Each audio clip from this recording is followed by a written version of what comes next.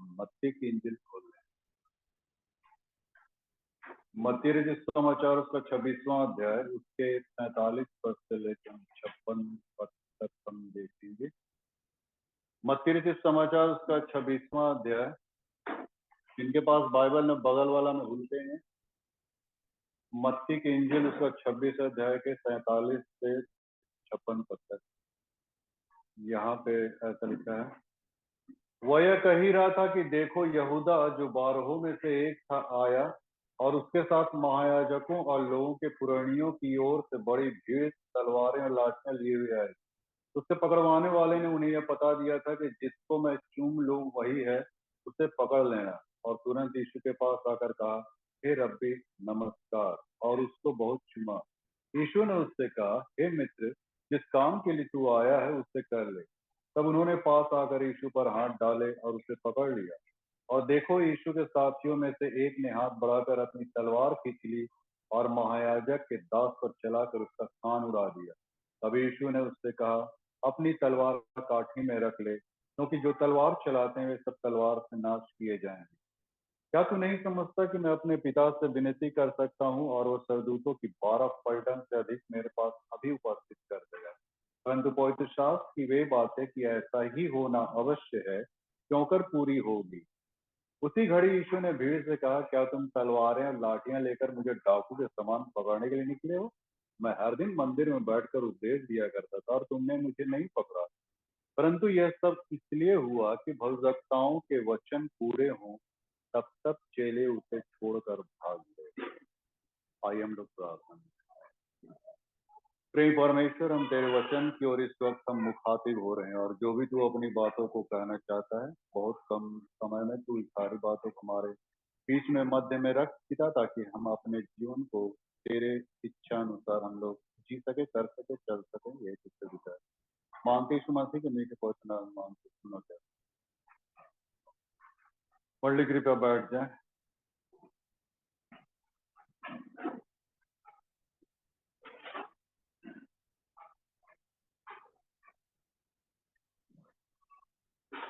तो वचन में जाने से पहले पहले ही मैंने इस बात को कहा था कि मैंने सवाल किया था मैं कि क्रोध करना उचित है कि नहीं? उचित है? अरे बाबा, आप तो हमको पाप में गिरा दीजिए।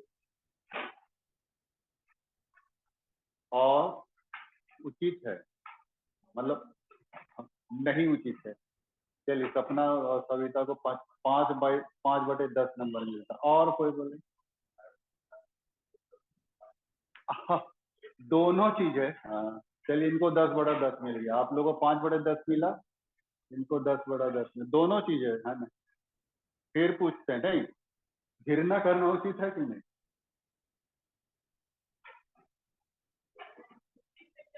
घृणा करना उचित है? 5/10। ठीक। माने आप लोग भी सोचते हैं कि पदरिया हमेशा लपेटते रहता है, नहीं? ऐसा ऐसा बतियाते रहता है कि हम लोग को भी मैंने टोपी पहना देता है। अभी आप बोलेंगे रोमियो 12 अध्याय में पढ़िए, वहां पे एक लिखा है, कोई पढ़ दे तो, रोमियो 12 अध्याय। अब कौन कौन नहीं बोला था? हाँ, एक हाँ,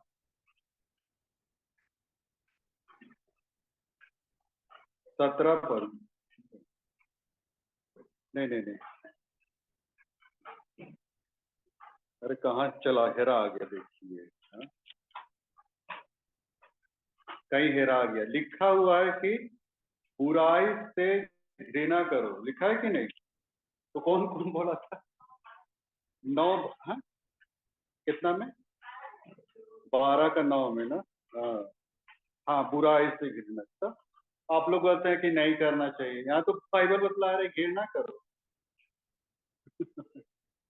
ये पादरी लपेटते रहता हो, सोचते हैं आप लोग बोल रहे हैं नहीं, लेकिन दोनों उचित है। हाँ, तो वही तो बोल रहे हैं। तो हम तो यही सवाल पूछे ना, घृणा करना चाहिए नहीं? तो दोनों चाहो तो, मारे घृणा नहीं करना चाहिए और करना चाहिए तो किस पर करना चाहिए? उन बुराइयों से जो आपको माने पाप की ओर ले जा रही है, उससे आप घृणा कीजिए। भैया नमस्ते, है ना? तो घृणा दोनों अर्थों में प्रयोग किया गया, क्रोध भी दोनों अर्थों में प्रयोग किया गया है। इफिसी 4:26 को आप पढ़िएगा, क्रोध करो पर पाप मत करो। मैंने एक तरफ क्रोध करने भी पौलुस कह रहा है और एक तरफ कहता है क्रोध नहीं करो। तो हम लोग बाइबल जो ऐसा चीज है ना, उसको बहुत बैलेंसिंग वे में लेके चलना पड़ेगा। अदरवाइज हम बैलेंसिंग वे में हम नहीं ले जाएंगे, बैलेंस में अगर हम उसको नहीं देखेंगे तो हम गच्चा खाने की संभावना हम लोग को बनी रहती है। तो खैर आज हम लोग उसी तथ्य की ओर हम लोग देखने जा रहे हैं, उसी वचन के संदर्भ की ओर हम लोग जा रहे हैं। और जैसा कि आज का जो संदर्भ है कि लड़ाई झगड़ा और हिंसा ये मानवीय स्वभाव का परिणाम है ना, मानवीय पापमय स्वभाव का परिणाम है, जिससे छुड़ाने हम लोग को प्रभु यीशु मसीह इस पृथ्वी पे आया है ना। आज हम लोग इसी तथ्य पे बात विचार करेंगे। हिंसा और लड़ाई झगड़ा ये मानवीय स्वभाव का परिणाम है, जिससे छुड़ाने प्रभु यीशु मसीह हमारे बीच में आया। आज देखिए तो आज पूरे जगत में मतलब हिंसा, लड़ाई झगड़ा, दंगा फसाद है ना, नुक्ताचीनी, मतभेद, मनमुटाव, ये सारी चीजें आज इतना ज्यादा हावी होते जा रही इंसान के जीवन में, शरीर में कहना चाहिए ना। बात बात पे तमंचा निकाल देता आदमी, नहीं ऐसा होता है कि नहीं? हाँ, बात बात में मैंने चाकू निकाल लेता, तमंचा निकाल देता, पिस्तौल निकाल देता है। इतना ज्यादा मतलब इंसान मतलब मैंने भर गया, हिंसात्मक हो गया एकदम कि मतलब उसका कोई हिसाब नहीं। अभी आप किसी से आप माने दुर्व्यवहार नहीं कर सकते हैं, किसी को भी गाली गलौज नहीं कर सकते हैं, किसी को भी माने कुछ ऐसा बात नहीं बोल सकते मित्रों। कब किसका मूड फिर जाए और आपको मतलब भले भीड़ में ना मारे, अकेले में आपको ठोक बजा देगा, क्या क्या है कि नहीं? मन इंसान के अंदर में कितना घृणा है, द्वेष, नफरत और हिंसा भड़की हुई। पहले हम लोग को क्या था, माँ लोग पहले के जमाना में क्या होता था, बचपन में हम लोग झगड़ा उगड़ा करते थे है ना, तो माँ किसको मारती थी? अपने को, हाँ हम ही को मारे। मतलब हर एक कोई इस बात को जानता है, नहीं भले आप कितना हो दूध से धुले हुए क्यों ना हो है ना, भले आपकी कोई गलती नहीं, लेकिन मैवा मारेगी आपकी तो उसको दे ये दिया नहीं। लेकिन आज के डेट में किसी बच्चे को मारिए तो भले उसका गलती हो, पूरा अपना पूरा वंशज को लेके आ जाए ना। अब एक तो बच्चा को आप एक थप्पड़ मार के देखिए, पूरा मोहल्ला बुलाती करता है कि नहीं? ये कहाँ से आया मित्रों इतना खतरनाक ये स्वभाव, ये पापमय स्वभाव इंसान के अंदर कैसे मतलब उसके अंदर में इतना ज्यादा आ गया। पौलुस भी इस बात को कहता है तीमुथियुस की पत्री में कि अंत के दिनों में इतना ज्यादा मतलब ये हिंसा बढ़ेगा ना, इतना ज्यादा कि माने बच्चे लोग माता पिता के अनाज्ञाकारी हो जाएंगे है ना। अब बहुत सारी चीजें वहां पे लिखा है, पहला तीमुथियुस 3 अध्याय के 1 पद में है ना, बहुत सारी चीजें वहां पे लिखा है। तो इस रूप में मैंने अंतिम दिनों में ऐसे ऐसे मैंने हमारे सिचुएशंस क्रिएट होंगे और यही चीज हो रहा है मित्रों। हिंसा, बलात्कार, आगजनी, मारपीट, झगड़ा है एकदम पूरा आजकल। अभी जूता पहन के, नया जूता पहन के निकल जाइए ना, हाँ, कोई खून दिया तो उसके बाद एकदम आधे पुलिस किए है ना, ले बेटा रोटी राशन पानी लेके चढ़ जाए। बताइए, इंसान का देखते हैं स्वभाव, इंसान का स्वभाव बचपन से ही मिला हुआ, आदम के स्वभाव से हम लोग को मिला हुआ मित्रों। ये स्वभाव हिंसा की प्रवृत्ति, लड़ाई झगड़े की प्रवृत्ति, ये आदम से मिला हुआ है। अभी आप बच्चे लोग को भी देखिए, बच्चे लोग बचपन में हम लोग बालू बालू घर खेलते थे, नहीं कितने लोग बालू बालू घर खेले हैं? मैंने पैर को ऐसा रखते थे, बालू को ऐसा थोपते थे और एक तो क्या बनाते थे, घर बनाते थे ना, एस्कीमो टाइप का घर बनाते थे है ना। और अगर आप माने कोई अगर एक बच्चा आपके बालू घर को तोड़ देता था तो आप भी क्या करते थे? हाँ, ऐसा आप देखे होंगे।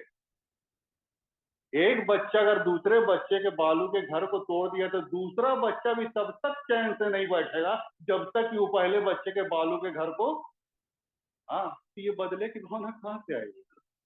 1.5 फीट का छुआ है, हाँ बताइए। अब क्या उसको माता पिता ने सिखा कि जाओ बेटा बदला ले लो, प्रति हाँ ये ले लो वो ले लो, हाँ मारो पीटो जूता मारो? नहीं मित्र, ये सब बचपन से माँ बाप के स्वभाव से, हेरेडिटी से हम लोग को मिलता है मित्र।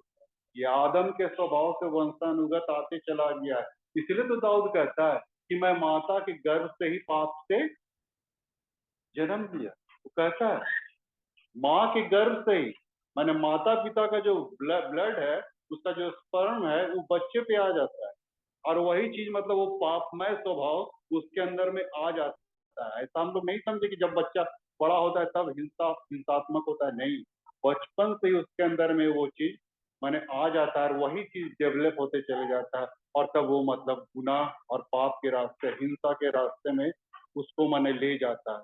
इसलिए ये मैंने कहा कि ये सब सारा हिंसात्मक जो चीजें आ रही है, ये सब मनुष्य आदम के स्वभाव से ही आ रहा है। इसीलिए तो बाइबल कहती है उत्पत्ति 6:5 में कि मनुष्य जो कुछ सोचता है, जो भी विचार करता है, वो हमेशा गलत ही होता है ना।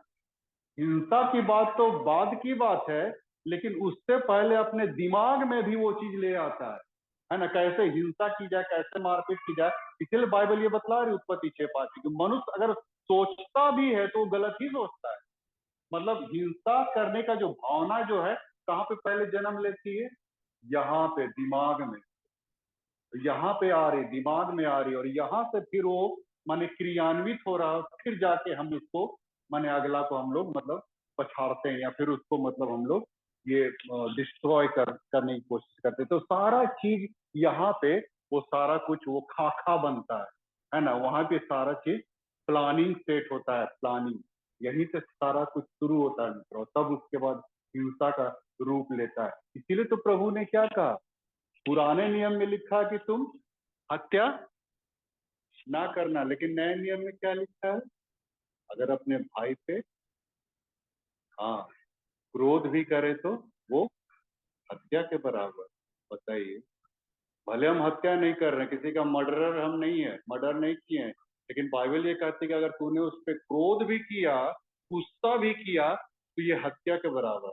देखिए जो भी हिंसा होती है, जो भी लड़ाई झगड़े या हिंसा होती है, उसके पीछे माने बहुत सारी ऐसी कटुता। देखिए हंसी के पल में, हंसी के पल में कभी भी गुनाह जन्म नहीं लेगा। अगर आप जॉली मूड में, अगर हंसमुख मूड में हैं, हंसी के पल में आप अगर जी रहे हैं, तो कभी भी आप गुनाह या पाप करने की नौबत आपके जीवन में नहीं आएगी। मतलब वैसा आप गुनाह आप नहीं कर सकते, पाप नहीं कर सकते, अपराध नहीं कर सकते। अपराध तभी होता है जब हमारे अंदर में कहीं ना कहीं कोई अवसाद, कोई पीड़ा, कोई दुख, कोई डिप्रेशन होता है ना, उसी समय अपराध का जन्म होता है। लेकिन जॉली मूड में रहने में कभी भी अपराध अपराध जन्म नहीं लेगा, अपराध जन्म नहीं लेगा। इसलिए हमेशा देखिए मित्रों, हमेशा जॉली मूड में रहिएगा, है ना। डिप्रेशन में जाइएगा फिर आपका खोपड़ी खराब होगा, खोपड़ी खराब होगा तो फिर आपका फिर मन उसके पीछे मतभेद और मन मुटाव और ये वो लमसम होते चला जाएगा। इसलिए खबरदार रहिएगा मित्रों, है ना। जहां तक हो सके अपने आप को एकदम जॉली मूड में रखिए, हमेशा हंसमुख रहिए, हमेशा माने जैसा भी क्रिएशन होता है, कोई भी चीज होता है, उसको आप अचीव करते जाए, एडॉप्ट करते जाए उसी के पास। मैंने आज देखिए ना,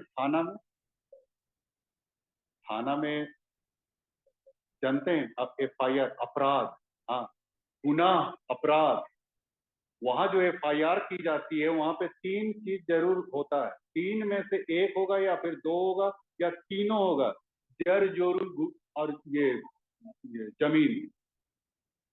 एक कारण जरूर होता है।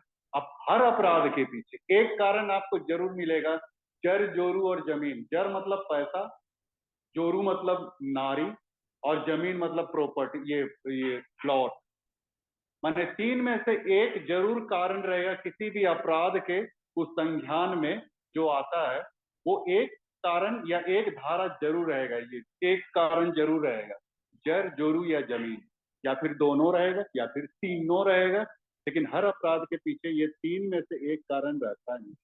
इसलिए मित्रों, ऐसा हम लोग बिल्कुल उस दिशा की ओर हम लोग नहीं जाए। जर जोरू जमीन बहुत खतरनाक चीज। मैं नारियों को मैं गलत नहीं समझ रहा हूँ, ऐसा मत समझिए, लेकिन प्राय ये अपराध मतलब अपराध में ये कारण सब रहता है, या तो छोकड़ीबाजी, या तो मैंने जमीन का केस हो, या फिर पैसों की लड़ाई हो। ये तीन चीज में से एक चीज जरूर मतलब आपको हत्या की ओर प्रेरित करता है। तो इस जो चीज आपको प्रेरित कर रही उस हो तो उससे थोड़ा सा बच के रहिएगा मित्रों। रिश्तों में कभी भी पैसों को आने मत दीजिए। कभी कभी हम लोग पैसों को ज्यादा अहमियत देते हैं, रिश्तों को कम देने लगते हैं। नहीं मित्रों, रिश्ते बहुत बड़ी चीज है मित्रों। परमेश्वर ने जिस रिश्ते को बनाया है, जो परिवार को बनाया है, वो ज्यादा महत्वपूर्ण है बनिस्पत की वो पैसा कौड़ी और ये वो लमसम। उसके उसमें आप जिएगा तो फिर मतलब चाकू खून खराबा और यही सब होगा। यही सब होगा मित्रों। तो ये बहुत खतरनाक चीज है मित्रों। ये हत्या, लड़ाई झगड़ा, हिंसा, ये इंसान के अंदर में ये सारी प्रवृत्ति मतलब जन्म लेती है। लेकिन हाँ, अब दूसरे पल करवट बदलते हैं अगर हम, वहां पे प्रभु बोलता क्रोध भी करो। हाँ, पौलुस कहता क्रोध करना चाहिए, घृणा भी करना चाहिए। लेकिन किस बिहाफ में, उसको हम लोग सभी को यहाँ पे देख ही रहे हैं। किस में घृणा करना चाहिए, कहाँ को क्रोध करना चाहिए। अब हम यहाँ पे आते हैं पुराने नियम में थोड़ा सा। पहला मर्डरर कौन बना? कायन। हाँ, कायन मर्डरर बना। मर्डर किया। वही तो बोले, हिंसा का जन्म आदम के स्वभाव से मिला। और जो कि मतलब कैन में भी आ गया, हाबिल में भी आ गया, सब में आ गया। लेकिन कैन पहला मर्डरर बना और कैन अपने भाई को मार डाला। ठीक है। एक और मर्डर हुआ है थोड़े दिनों के बाद। किसने मर्डर किया फिर? बहुत बड़ा वो कैरेक्टर है बाइबल में, मूसा। अब देखिए, मूसा भी मर्डरर है। हाँ, कहाँ मर्डर किया था? एक मिस्री मिस्री भाई को। एक मिस्री भाई जो मिस्र देश का निवासी था, वो मिस्री भाई उसके इस्राएली भाई को मार रहा था। तो मूसा को मतलब गुस्सा आया। उसने आस्तीन उठाया, ताव आओ था मूछ पे ताव दिया और दिया उसको अब बलुआ में दिया गाड़ उसको, है ना, मिस्रिया को। हाँ, देखिए मर्डर दोनों तरफ हुआ, लेकिन अब दोनों में अंतर भी है ना। इस चीज को, कोई भी इंसिडेंट हो, अगर कुछ ऐसा होता है, जैसे मान लीजिए आप किसी देखिए, हर अपराध के पीछे, गुनाह के पीछे अगर उसमें कोई कुटिलता पाई जा रही, दुष्टता पाई जा रही है, तो वो पाप की श्रेणी में आ जाए। तो पौलुस कहा ना कि क्रोध तो करो पर पाप मत करो। आप क्रोध अगर कर रहे हैं, लेकिन उस क्रोध के पीछे अहिंसा के पीछे अगर कोई ऐसी कुटिलता आ रही है, कुछ मतभेद आ रहा, मनमुटाव आ रहा है, बदले की भावना से प्रेरित होकर अगर आपने वो चीज किया, तो वो गलत। किसी की हत्या कर देना, किसी के पैसों को छीन लेना, किसी का उसके चलते मर्डर कर देना, तो वो गलत है। लेकिन अगर एक नारी अपने अस्तित्व की, अपने इज्जत की रक्षा करने के लिए अगर वो मर्डर कर दी, तो परमेश्वर की नजर में वो पाप की श्रेणी में आएगी? नहीं आएगी। परमेश्वर उसको पाप के लेखा में नहीं लेगा, क्योंकि उसने जो मर्डर किया या उसने जो ये किया, वो क्या किया? अपनी इज्जत को बचाने के लिए वैसा हो। इंसिडेंट इंसिडेंट पे बात ये होता है, जज करना पड़ता है। इंसिडेंट, वो घटना कर्म क्या था, किस बिहाफ में वो घटना हुई, है ना। इंटेंशन क्या था? इंटेंशन तो ये नहीं था कि हम उससे बदला लेना तो भैया चाकू घोंप दी, नहीं। उस नारी का जो अपने इज्जत की बचाव के लिए जो उसने किया, वो इंटेंशन वैसा नहीं था। वो मर्डर नहीं थी, स्वभाव से मर्डर कतई नहीं थी। लेकिन चूंकि ऐसा सिचुएशन आ गया कि उसको बंदूक चलाना पड़ गया, क्योंकि उसकी इज्जत की बात थी। तो वहां का जो मर्डर जो उसने की स्त्री ने, वो पाप की श्रेणी में नहीं आएगा। परमेश्वर के जजमेंट को हम लोग को देखना है।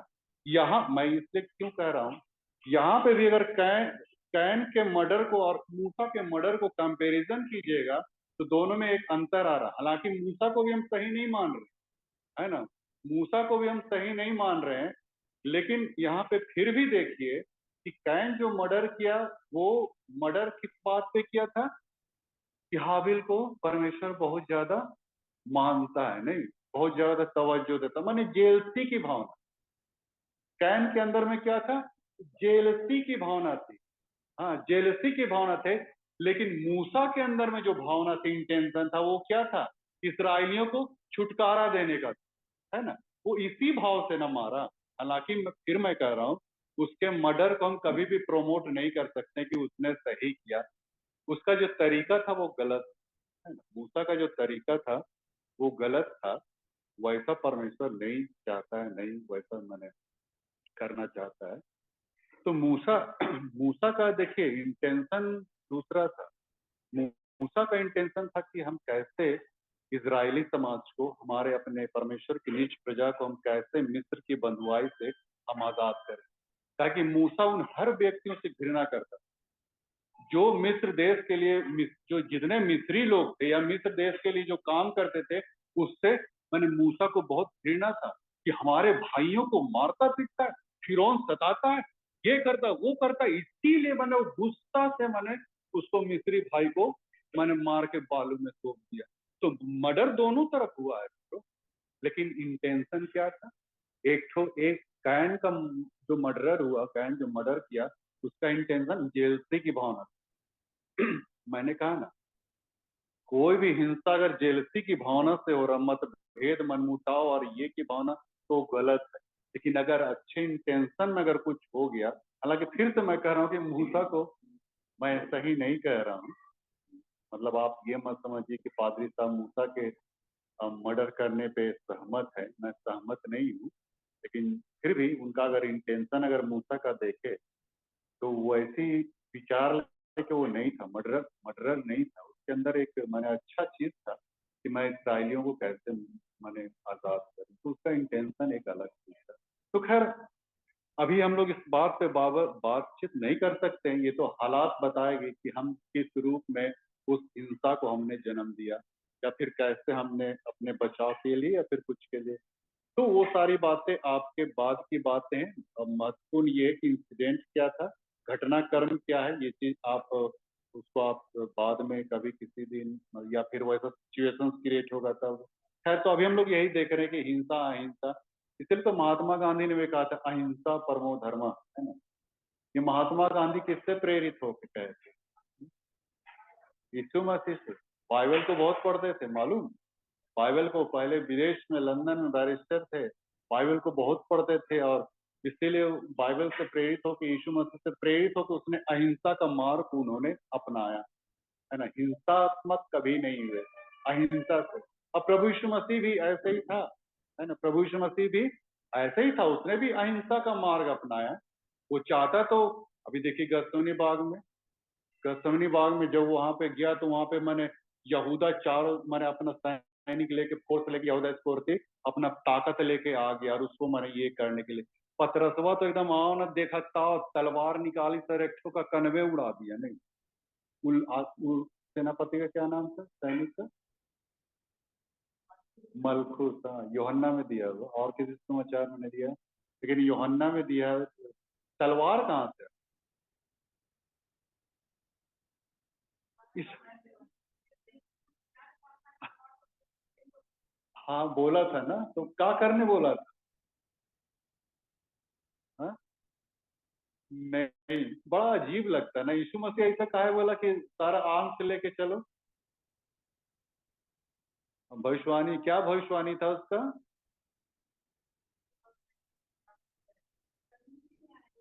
अपराधियों के संग गिना जाएगा, ये चीज। वो मारने के लिए नहीं आए, तो बीच तलवार और आम से लेके, यीशु मसीह बोला आम से लेके चलो बेटा, तुम वहां पे तुमको चलाना नहीं है। और पतरसवा तो बड़ा ये था ना, बड़ा मैंने ये बारूद भरा रहता था उसके अंदर, वो तो दिया एकदम एक तो कनवे उड़ा है ना। मलखुस नाम का, तब परमेश्वर प्रभु यीशु मसीह तो उसका कान को फिर से जोड़ दिया। देखिए यहाँ पे देखने वाली बात है मित्रों कि मतलब यीशु मसीह चाहता तो वहां पे क्या बोला 53 पद में, अभी हम लोगों ने पढ़ा कि मैं चाहूं तो मैं स्वर्गदूत की 12 पलटन को अभी यहाँ पे बुला सकता हूँ, और कोई कुछ मेरा नहीं कर सकता। एक पलटन में हजारों स्वर्गदूत रहता है। और यीशु मसीह परमेश्वर के पास करोड़ों स्वर्गदूत है, अगर वो चाहे तो अपना बचाव कर सकता था। लेकिन उसका ऐसा करना उसके प्रेम के प्रति एक प्रश्न चिन्ह लग जाता, फिर वो भी दूसरे भगवान के श्रेणी में आ जाता है ना। दूसरे देवी देवता भगवान लोग क्या किए, आके बर्छा भार भाला बल्लम सबसे मैंने मार मुरा के नष्ट कर दिए। लेकिन प्रभु यीशु मसीह का ऐसा स्वभाव नहीं था। बाइबल क्या कहती है, मैं धर्मियों को नहीं परंतु पापियों को बचाने आया। यीशु मसीह इस रूप में अपने प्रेम को प्रकट कर देता, वहां पे माने हथियार उथियार चला देता, आर्म्स चला देता, तब तो फिर वो यीशु को हम पूजते ही कहाँ है भाई? उस यीशु की हम प्रशंसा, महिमा, पूजा करना, उसको आराधना क्यों करते? अगर वो इतना खूंखार दिखता तो। लेकिन पुराने नियम में अगर आप देखिएगा तो पुराने नियम का परमेश्वर बड़ी खूंखार दिखता है, नहीं दिखता है कि नहीं? मारपीट, लड़ाई झगड़ा, राजाओं का मनी इधर से उधर, पलस्तीन जब लड़ाई, नरसंहार हो रहा है पूरे। पुराने नियम का परमेश्वर कितना खूंखार दिखता है, नहीं? लेकिन नए नियम का परमेश्वर क्या है? एकदम नॉर्मल, एकदम नम्र, दीन, ये बताने आया है ना, बताने आया था, उस जीवन को जीने आया था, सिखाने आया था कि मैं क्यों जा रहा तुम्हारा मैंने क्रूस काट पे। आपने तो कई बार बाइबल पढ़ा होगा, लिखा है मारपीट मत करो, हिंसा मत करो, मतभेद मत करो। फिर भी आपके अंदर में स्वभाव क्यों है? क्यों दूसरों की बुराई करते हैं? क्यों मनमुटाव पैदा करते हैं? क्यों ये मैंने गॉसिप बनाते हैं? क्यों मैंने इसके प्रति मैंने हिंसा की भावना अपने अंदर पाले रहते हैं? आपने कितनी बार बाइबल को पढ़ा? मैंने कहा ना, कई बार मैं प्रचार करता हूँ, बाइबल पढ़ने से थोड़ी होगा। बाइबल पढ़ो, प्रार्थना करो, गिरजा जाओ तो उद्धार पा जाओगे। इसका मतलब ये नहीं कि मैं कह रहा हूँ कि आप ना पढ़ें, ना प्रार्थना करें, ना गिरजा जाए, ना दान दे, उपवास करें। मैं वो चीज नहीं कर रहा हूँ। मैं आपका फोकस लगाना चाह रहा हूँ कलवरी क्रूस पे। क्यों किया प्रभु यीशु मसीह कलवरी क्रूस पे? यहीं पे तो सारा कुछ गेम है, सारा फंडा यहीं पे है। यीशु मसीह के क्रूसित होने का रहस्य यही है, जो पुराने मनुष्यत्व को, जो आदम का स्वभाव है, उसको कलवरी क्रूस पे नाश कर दे, खत्म कर दे। वो स्वभाव को उसने सारा कुछ को चढ़ा के रख दिया। इसलिए तो पौलुस कहता है रोमियो 6:6 में कि हमारा पुराना मनुष्यत्व उसके साथ क्रूस काट पे चढ़ा दिया गया। अब मैं जीवित ही नहीं रहा, लेकिन मसीह यीशु मुझ में जीवित है। तो पुराने मनुष्यत्व को मारने के लिए, वो हिंसा का स्वभाव, मारपीट का स्वभाव और ये वो का स्वभाव को नष्ट करने के लिए यीशु मसीह को अपने आप को जान देनी पड़ी, ताकि वो नया मनुष्यत्व इंसान के अंदर में आ जाए। जो यीशु मसीह का स्वभाव है वो इंसान के अंदर में आ जाए, और तब इंसान उन सारे चीजों से बिल्कुल विमुक्त हो जाएगा, वो खत्म कर देगा। आपके अंदर के स्वभाव को नष्ट करने का यीशु मसीह ने यही पीड़ा उठाया। इसीलिए वो अंदर के स्वभाव को, जो हमारे अंदर में हिंसा, जो की भावना जो उत्पन्न होती है, उसी को नष्ट करने के लिए, डिफ्यूज करने के लिए, है ना, हमारे अंदर जो बम और बारूद भरा हुआ था ना पुराने मनुष्यत्व का, उसी को डिफ्यूज किया है कलवरी क्रूस पे। इसको हम लोग को समझना चाहिए मित्रों, है ना। अपनी ताकत का सहारा ना लेके हम अपनी ताकत बलबूते पे अपने अपने हिंसात्मक शरीर को, स्वभाव को हम कंट्रोल कर पाएंगे नहीं मित्रों। वैसा अगर इंसान अपने पापीमय स्वभाव को अपने खुद से कंट्रोल कर लेता तो यीशु मसीह को उस कलवरी क्रूस पे जाने की क्या आवश्यकता है? लेकिन नहीं कर पाए। लेकिन अब हो जाए। अब जो यीशु मसीह जो इस पृथ्वी पे आया और उसमें सारे, एक इस बात को आप समझिए, यीशु का क्रूसित होना हमारे पापमय स्वभाव को अंत करना, और यीशु का पवित्र आत्मा भेजना हमें उस ईश्वरीय स्वभाव के अनुकूल बनाते जाना है। दोनों का काम अलग अलग हो गया है ना, अलग अलग। क्रूस पर हमारे पुराने मनुष्यत्व को, पुराने स्वभाव को, लड़ाई झगड़े के स्वभाव को, बहुत सारी चीजों को उन्होंने क्रूस काट पे ठोक दिया, जड़ दिया, खत्म कर दिया, और पवित्र आत्मा भेज के हमें पवित्र किया। और पवित्रीकरण ये पवित्र आत्मा के जरिए है ना। पुराना मनुष्यत्व खत्म कर दिया। अब जो पवित्रीकरण की जो बात आ रही है, ईश्वरीय स्वभाव में करने की बात, तो ये कौन करेगा? पवित्र आत्मा। दोनों का काम एक हमारे अलग अलग है, तो एक ही यीशु मसीह है, परमेश्वर ही है, तो तीन रूप में देख रहे हैं, लेकिन तीनों का, दोनों का अलग अलग तरीके से हो। तो ये पवित्र आत्मा या नया जन्म, पिछले संडे हमने पढ़ा, जब तक कोई नए सिरे से ना जन्मे हो ही नहीं सकता है। अपने पापमय स्वभाव को कंट्रोल कर ही नहीं पाएगा इंसान की। हम कहते हैं कि अगर कोई व्यक्ति कीचड़ में, दलदल में डूब रहा है और वो चाहे कि अपने बाल खींच के ऊपर आ जाऊं, क्या संभव है? नहीं संभव। ये तो मूर्खता होगी, ये मूर्खता होगी। जब तक कि उस व्यक्ति को कोई सहारा न मिले, कोई जड़, कोई लश्कर, कोई आदमी का सहारा जब तक नहीं मिले, तब तक उस दलदल से वो निकल पाने में सक्षम नहीं है।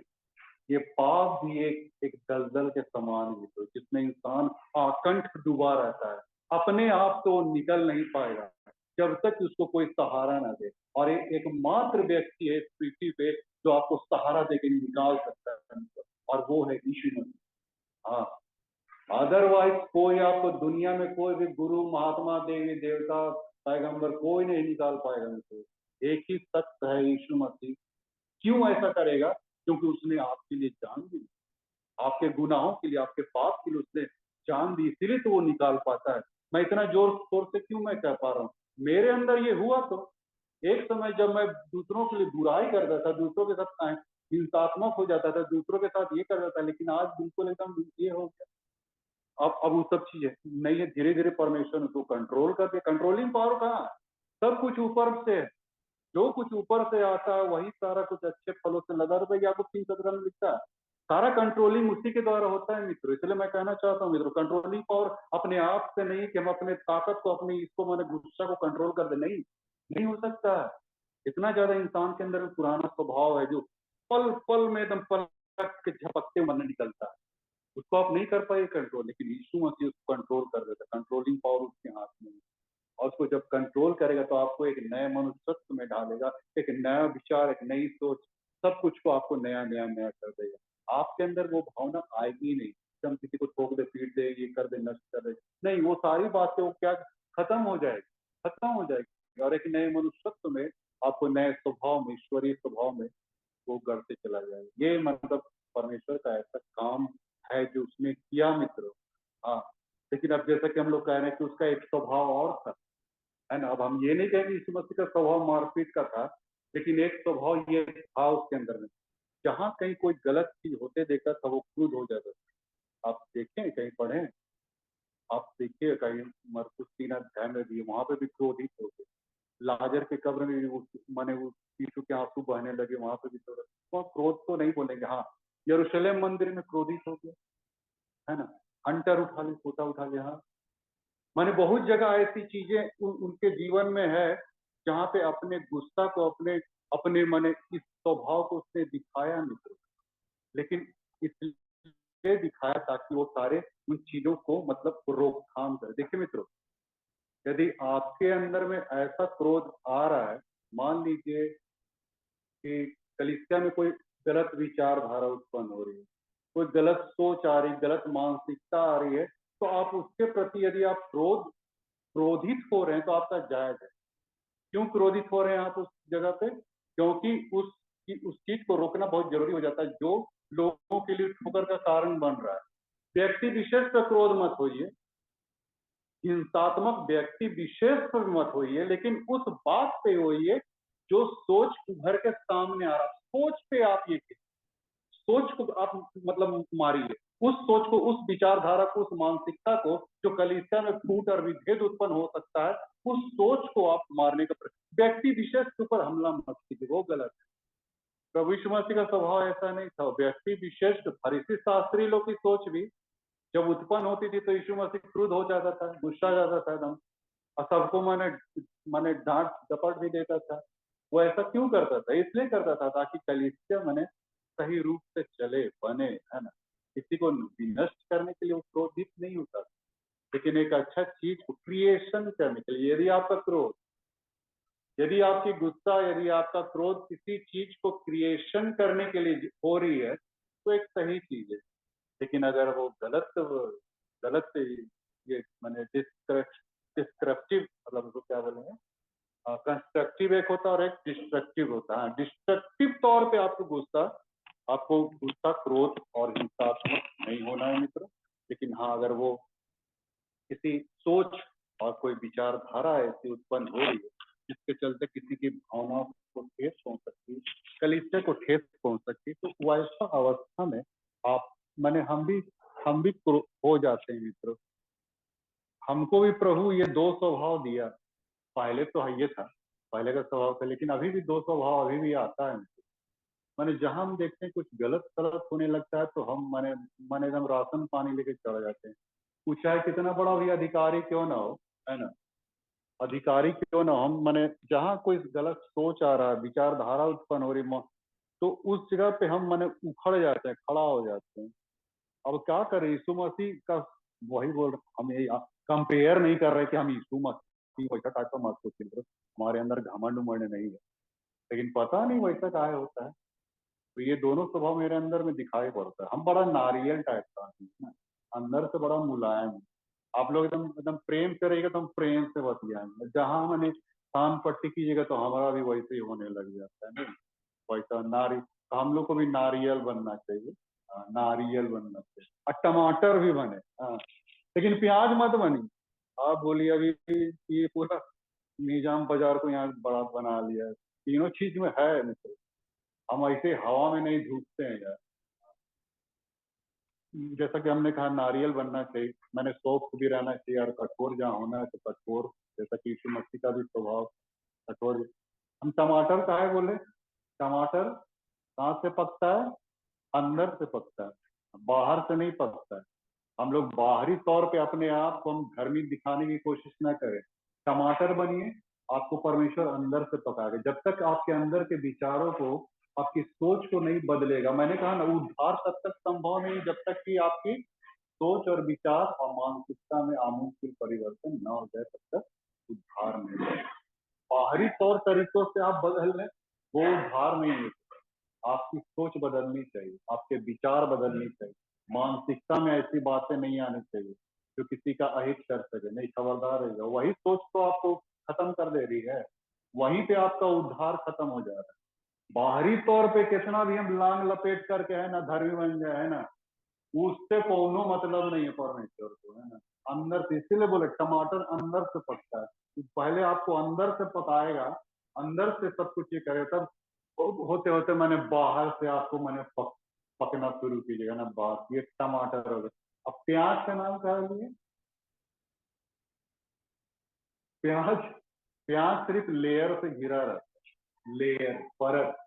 आप प्याज को हटाते जाइए, हटाते जाइए, हटाते जाइए, तो अंदर में कुछ नहीं है।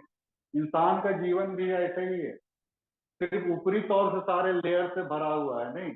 इतना सुंदर दिख रहे, इतना पोशाक पहन ले, ये पहन ले, वो पहन ले, और ऊपर से बाइबल ने पकड़ ले, नहीं है ना।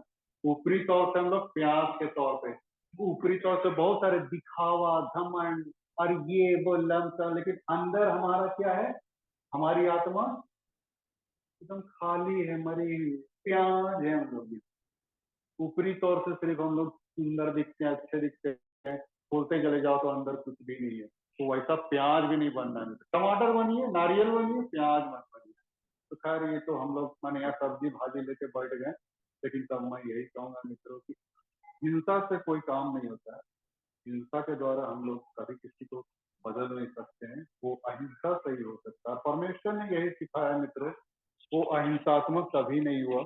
माने वो तो बाइबल कहती है ना, पतरस के पत्री में, वो मैंने उसको थप्पड़ खा के भी थप्पड़ नहीं मार रहा था, और घूस खा के, घूसा खा के भी, और सब कुछ वो सहते चला गया, सहते चला गया, ताकि वो स्वभाव इंसान के अंदर में भी आने पाए। इसलिए वो सारी चीजों को, तो जब परमेश्वर ने मरकर दिखाया अपने जीवन को, है ना, मरकर दिखाया, उस व्यक्ति के लिए भी प्रेम किया जो उसके प्रति नफरत पाले हुए था। कौन कौन?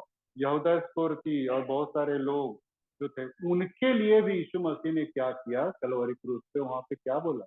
हे पिता, इन्हें क्षमा करना। देखिए तो कितना, ऐसा कोई व्यक्ति है, ऐसा कोई गुरु है, देवी देवता ऐसा कोई है जो किसी को क्षमा कर दे? परमेश्वर क्षमा करने आया था। अगर वो कुछ करता तो फिर वो गलत ठहर जाता, लेकिन अपना स्थान को कभी नहीं छोड़ा। आप लोग भी मत छोड़िएगा अपना स्थान, है ना। क्रोध तो करो पर, हाँ, आपका क्रोध वहीं तक जाए है जहां तक कंस्ट्रक्टिव वे में, एक सीमित दायरे तक रखा है। जहां उससे आप अगर बाहर चले जा रहे हैं, इसका मतलब वो पाप के श्रेणी में आने लग जाए। इसीलिए आपका क्रोध एक सीमित दायरे तक ही होना चाहिए, उससे बाहर मत जाइएगा।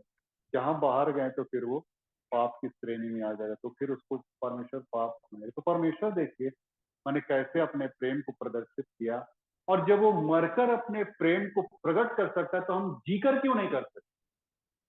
सही बात है। अगर वो मरकर अपने प्रेम को इस रूप में प्रकट किया, तो हम जीकर परमेश्वर के प्रेम को लोगों के साथ बांटें, प्रकट करें। कोई भी तान पट्टी हम लोग ना करें। हम एक परिवार में एक छत के नीचे हैं, कोई भी किसी के प्रति कोई गोसिप ना रखे, कोई मतभेद और ये सब उत्पन्न ना करे, कलीसिया में झगड़ा, मतभेद, हिंसात्मक प्रवृत्ति ऐसा कुछ भी ना करे, लेकिन एक सही रूप में हम लोग चले मित्रों, ताकि ईश्वरीय प्रेम को लोगों के बीच में दिखा सके, लोग कह सके कि सचमुच के संत पीटर चर्च है ना, लोग हैं, मसीह लोग हैं। ऐसा आप अपने जीवन में ऐसा बनेंगे, और ऐसा तभी हो सकता है जब हम यीशु मसीह के चरणों में अपने आप को सरेंडर करें, अदरवाइज अपने आप से आप नहीं चल पाइए। यही परमेश्वर इसलिए स्थिति पे आया, जो हिंसात्मक चीजों को, सारी बातों को डिस्ट्रॉय कर दे, डिफ्यूज कर दे, इसीलिए वो स्थिति पे आया और अपनी जान दी। प्रेम परमेश्वर, हम तेरे वचन की ओर हम इस वक्त हम धन्यवाद देते हैं कि तूने अपनी बातों को रखा पिता, सचिव पिता। हम कई बार अपने तौर तरीके, अपने सामर्थ, अपनी ताकत, अपने बाहुबल के आधार पे हम पुराने मनुष्यत्व पे विजय प्राप्त करना चाहते हैं, लेकिन पाप पे विजय पाप के द्वारा ही कर पाए ऐसा संभव नहीं।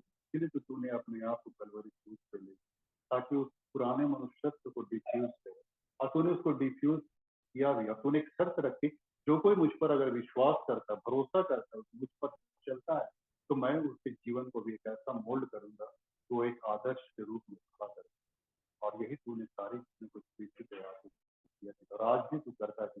धन्यवाद देते हैं तेरे प्रेम के लिए, तेरे छोटी सी दी प्रार्थना